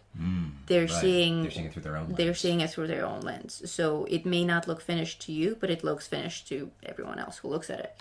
Or the other way around. Like in the case of my coloring, I keep getting the comments of, this is so beautiful, but I can't wait to see it finished. Like, it is finished. I just don't do backgrounds. Like, to me, it's complete. To me, just taking a character on a white page and concentrating all of my detail on the face and the hair and just leaving it on a blank page, to me, at that point in my life, at this point in my art evolution, it looks complete. It's everything that I care about. But somebody else may look at it and think, well, I would rather finish the whole page. So it's all very personal. I imagine that there are also times when you color something or paint something until... You can't do anything else to it? No. So I was going to say until it's done, but that's not what I meant. That's not what I wanted to say. So I paused for a second. If you're coloring for a specific reason, whether if it's like for a therapeutic reason or for an event, for an emotional reason, for an internal reason, okay. You might satisfy that requirement before the coloring page is actually finished. That's also a really good point. Yeah, it may not be. You have to define what finished is. Like, is it finished in terms of you colored it from the left border to the right border, from the top to the bottom? Or is it finished in the sense of you got what you needed out of it? Yeah. Yeah, and especially with therapy coloring, I think that's very true. Really good point. So yeah, you I guess you know when you know is the answer. How might somebody change the way that they view their own coloring if when they look at it, all they see are mistakes? Share it with people. It's the single best thing that you can do. That's why we have the group, and other groups. There are a lot of groups out there, but sharing it with people, letting other people see it, because the mental block that you're experiencing when you're looking at your work and you're not satisfied with it, and we all have it. Like, I have it all the time. I am never 100% satisfied with my work. I maybe in the moment that I finish it, I'm like, oh, okay, this is perfect. I love it. Then I look at it 5 minutes later, and immediately I see a million things that I could have done better. So the best way to get over that is first give yourself the benefit of the doubt that maybe it's in your head. Maybe you're just being critical, because it's such a common thing for us to do with our creation, and absolutely share it with people. And usually, I mean, the counter argument that I get to that is, oh, people are just saying nice things for the sake of saying nice things, and that's actually not true. Most people will not go through the trouble of lying to you and telling you that something is nice. They would rather just not say anything at all. So if they're going through the trouble of commenting on your art, clicking the like button, clicking the little hearts, and leaving little comments telling you how much they appreciate looking at this, 99% of the time it's genuine. Like, get your work out there, share it with people, get feedback, and you'll see that if others are responding positively to it, probably your assessment of it isn't accurate. Amen. Amen.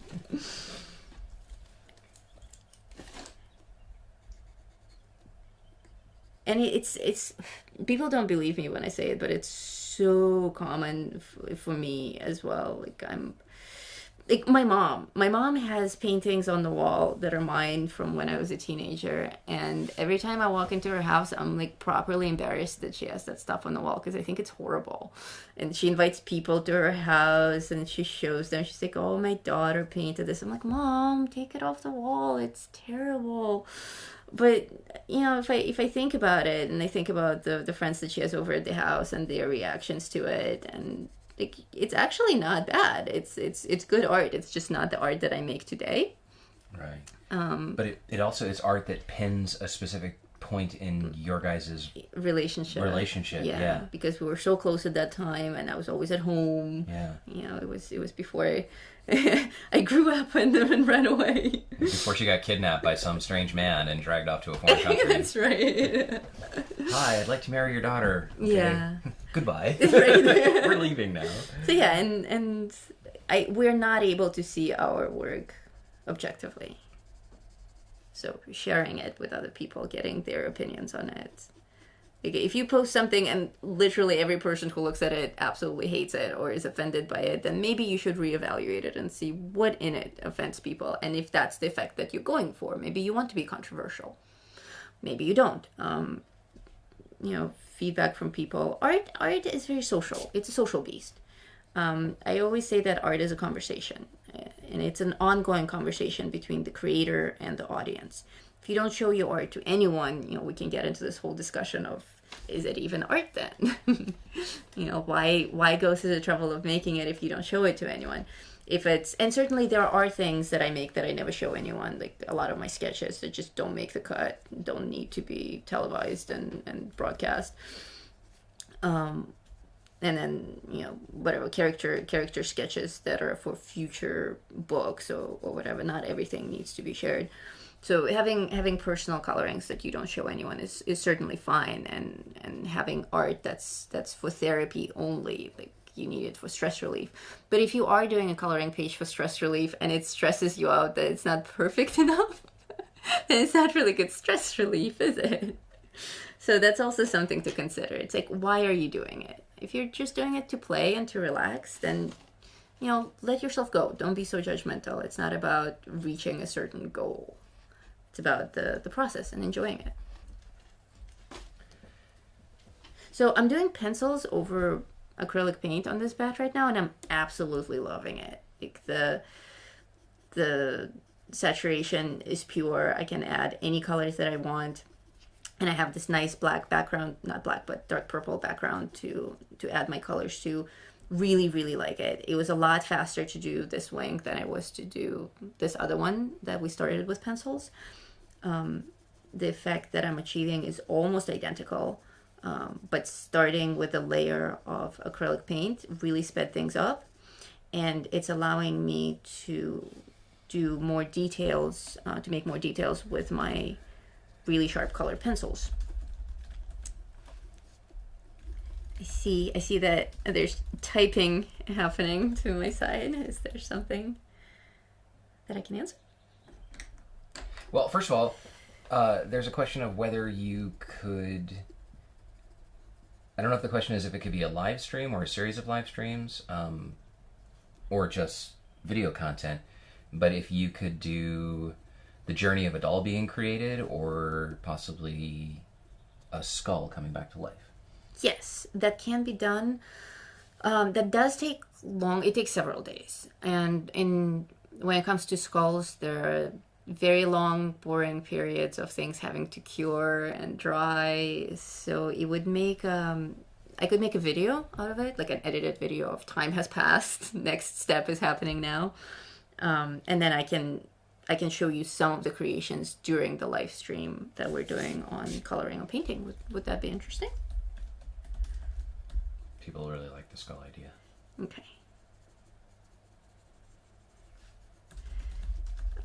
But yeah, the skull and taxidermy stuff it makes for really cool effects and presentation, but in reality the process is quite boring and tedious. It's just the final part where I get to paint the skull. Maybe we could do that live, like a skull painting session. Not the whole curing and cleaning and the technical stuff, but the final decoration part could make a good presentation. But then you guys would have to go out and get your own skulls to practice on, and I don't know. We'll see. But definitely a fun idea. How much time do I have? You have... I am trying to see if I can actually finish this, because it looks kind of almost finished. You have 10 minutes. How much time is on the battery? On the battery, 12 minutes. I was All going to say 2. 2 minutes. I'm going to switch the power cord to it so the camera will jiggle a little bit for a second. Okay. Just because that's not an exact number and I don't want it to die right before. Okay, I'm just going to continue with this dude. I'm going to try to bring this coloring to an acceptable stopping point, not a 100% complete, and I'm 100% happy that it is complete point, but a presentable enough point that we can Call it done. call it done and just appreciate it for a few minutes. Yeah, definitely loving this effect. I think you guys will see a lot of acrylic paint on toned paper with pencils over it in the future, in my future video tutorials. Definitely loving it. It's kind of like painting directly on toned paper, except you're not losing any of the pigment. It's pretty awesome, and I just discovered it while hanging out with you guys. Always learning something. Did you do the thing? The thing has been done. Thank you. What else is happening there? I'm like a blind mole Bat. here or something. Bat. Blind bat. They're just talking amongst themselves about Okay. learning, and there was some conversation earlier about backgrounds, and everybody wants you to do the skull. Huh. Okay. I have a bunch of skulls cooking. Oh, Kenny just showed up and said, "Hi, Lisa." Hello. Wonderful. I am sorry that I'm not personally reaching out to all of you guys. But a collective hi to everyone for being here. So what we need me in like a blue hair wig, And that's right. and then we'll just, if we switch to the Then I can do the painting, you can if do we switch to this, like I can have a blue wig on, and I'll look exactly like her. I can even wear like a little green top or you something. you can wear one of my other wigs, maybe. I'm not putting that on YouTube. No. That's right, you have your own I have reputation. my own to YouTube think. channel. I have a career. I'm no. No. Hello, my name is Lisa Matrakin. I don't sound like that. Hey, are you gonna draw something for us? The show's almost over. Draw us a bat, please. Please, please, please. Draw us a bat. Here, look. You can even have pencils. You can have I have a purple. pencil. I have a pencil. Okay, that's I'm gonna throw it on the ground. okay, finish your thing, and then I'll draw that. Really? I feel like I'm getting tricked. Okay, I'm gonna need another 5 minutes on this. 5 minutes. 15 minutes. And When- we have 7 minutes left. When I was a tattoo artist, I had this ongoing joke with my clients about 15 minutes. And what happens is by the end of tattoo sessions, I try to make them run 2 to 3 hours, because after that it just stops being fun and just starts being agonizing pain. And nobody enjoys that at that point. So I try to keep them under 3 hours. But it's the same thing. It's like, when do you know when something is done? When you're working on a tattoo, you have to be done at a certain point, and the design has to be done. So you have to constantly compromise, work a little bit faster here, or decide to leave a certain part for the next session. But you definitely don't want to leave a session just at a certain time frame, but with the tattoo unfinished, because what if your client is unable to return, and then they'll walk around with an unfinished tattoo for several months? It's just not a good thing. So you try to you try to gauge how long the session is going to last, and of course the client is always asking how much longer. So you try to give them estimates, and you're in the zone, you're working, like your estimate is completely unrealistic. So usually by the end of the session, I'll give them a 15-minute shout out, and I'm like, okay, about 15 minutes.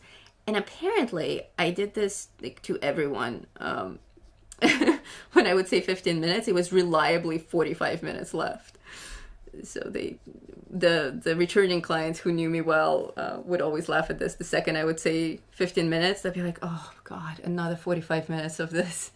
Well, that's because you would finish within 15 minutes, and then you'd be like, oh, but you need a little piece there. Yeah, exactly. Because with a tattoo, it's like you have to get it all right then. And actually, every tattoo artist that's worked on me has done the same thing. Lied to you. Lied to me. Yes, when Ethan did my back, he was telling me 15 minutes for 3 hours in a row. And he was on my back, so I couldn't tell what pace he was working at. Right. He's just You 15 have minutes. 4 I'm like, pixels. 3 hours is unacceptable. He totally knew it was going to be several hours. He lied to me. But it turned out beautifully. Okay, so almost done. Now I have a motivation to finish this faster, because I do want to see Adrian draw a bat. I don't want to draw bad. Oh, come on. Embarrassing myself. on the internet. That's what the internet is for.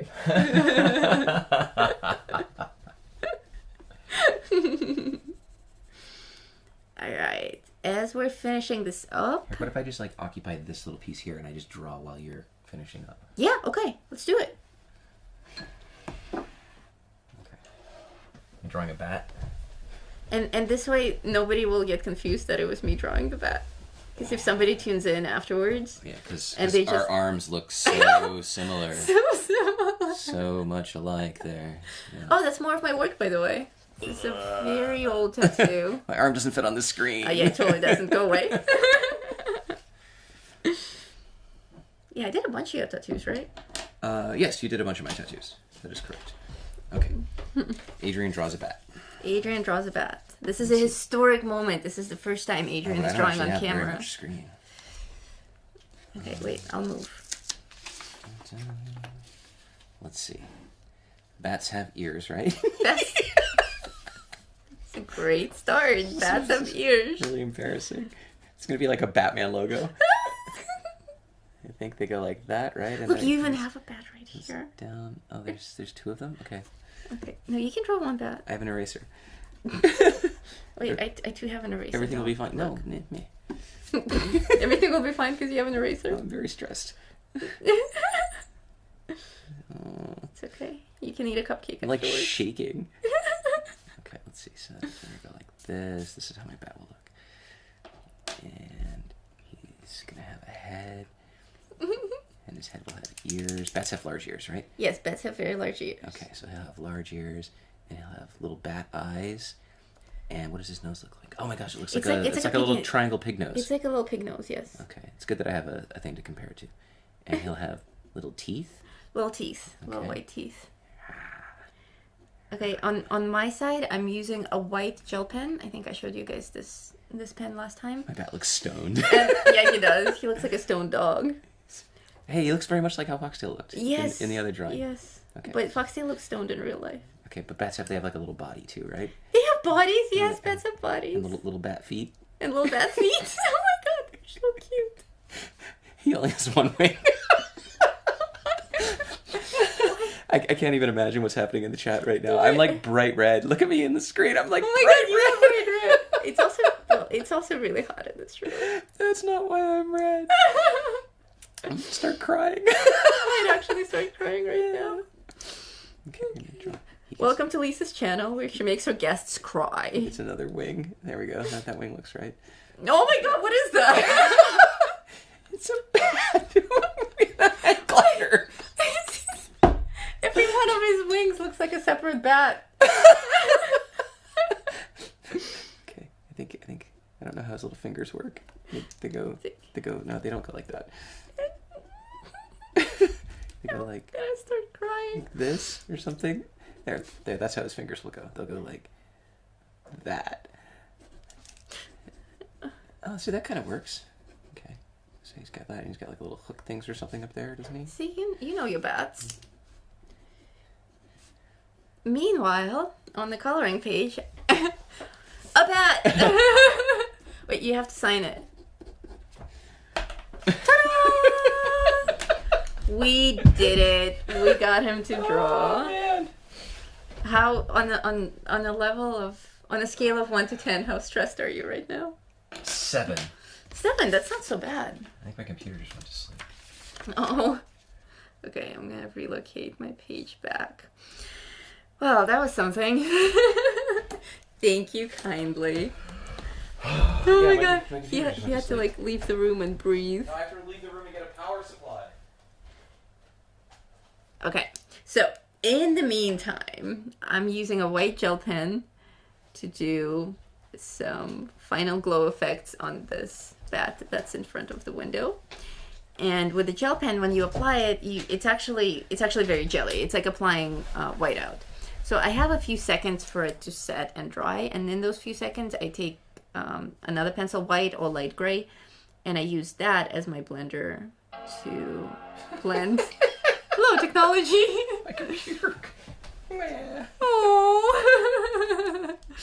And I use my pencil to blend the white gel pen. You can also use your finger or a Q-tip. Q-tips always work as great blenders. So I could have used acrylic paint for this effect as well, for the white highlights. But I wanted to get one more technique into this lesson. So white gel pen it is. Usually I would stick with one technique throughout the coloring. So if I'm doing my highlights in a gel pen, I would just stick with a gel pen for everything for consistency. But this guy is a practice page. It's for us to play with, so it can be a sandbox. And I'm gonna throw most stuff on the ground. Yeah, you're allowed to go over. Yeah, I suppose. I mean, But I don't want to bore people. I'm sure everyone has places to go and things to do. It's a Saturday. It's a Saturday, right? it is in fact a Saturday. So now I would just go over everything with the white gel pen or with white acrylic paint. Charcoal won't work at this point if you want to do white highlights after you've already drawn out all the details and the whole page is colored with different media. White charcoal is not going to lay on top of these things, so you need to have a plan B. For my plan B, I have the gel pen and the acrylic paints. And that's coming out very nicely. I like it. And I can, if I add too much white, I can bring back my other pencils, the darker ones, and clean up those edges. I'm gonna take some of the white away. They said you could never bore them. Aw, thank you guys. And what a difference a gel pen makes. Huge, right? I love this thing. And again, I have no idea where it came from. It just appeared in my studio. I don't know if this is a good brand or not, but it works for me. It works fine.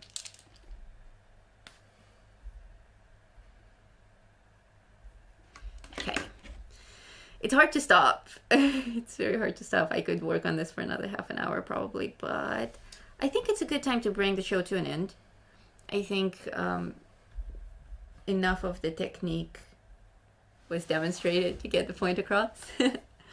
I can certainly spend the time going over all the outlines. I think for the stained glass window, I started with the white charcoal, and I did a spill so that the light kind of spills out through the glass, and I colored with the white charcoal over the outlines to bring out that glow effect. And I think to make it pop even more, I will go over all the outlines that are bordering on glass and frame with white. So take out the outlines entirely, and that will make the glow effect even stronger. And I will do that for the entire stained glass. But I think we don't need to watch that entire process. So I think it's a good time to bring a show to an end. And if you guys have any last minute questions that I can answer, we'll give it 5 more minutes. And in the meantime, I'll keep working on the stained glass. 15 minutes. Is that a demand? No. Just 15 minutes. Remember 15 minutes? 15 minutes. Yes, 15 minutes. I'm glad you all liked my bat. Yes, I am left-handed. We're the only people in our right minds. Yes, that's true. So, do you know what Posca is? No, I don't. What is it? I don't... Oh, was it a question? it's Posca. Posca. It's the brand. It's this thing. Oh, okay. So, many people use Posca. Huh. Well, there you go. So, I am very happy with this one. Very, very happy with it. yeah, they're saying it's a good brand.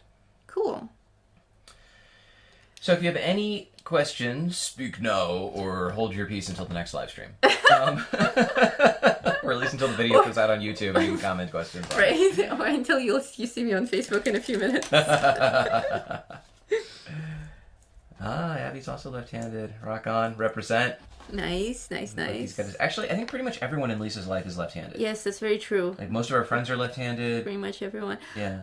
I'm doing a painting collaboration with 3 other artists, and one of them just sent me all of her work in progress shots. And usually I just see her finished pieces, but this time I have to put a video together, so she sent me her progress shots, and I'm like, you're left-handed.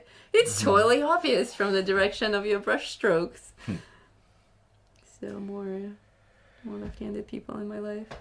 All right, so it doesn't seem like there are more questions coming in. So if you want to say anything last, you want me to switch to just the you, or? Let me just... It's so hard to stop. I'm almost done. 15 minutes. Okay. So we're going to call it done for today. I will actually finish all the white lines, and I will post the finished picture on Facebook so that you guys can see how it turned out. But for today, we're going to call it done. Thank you guys so much for coming. Thank you for subscribing and all the likes and the comments and the support. We love you. And we'll see you in a couple of weeks for another live stream. Bye. Bye. Thanks so much for coming. See you next time. I'm going to keep waving.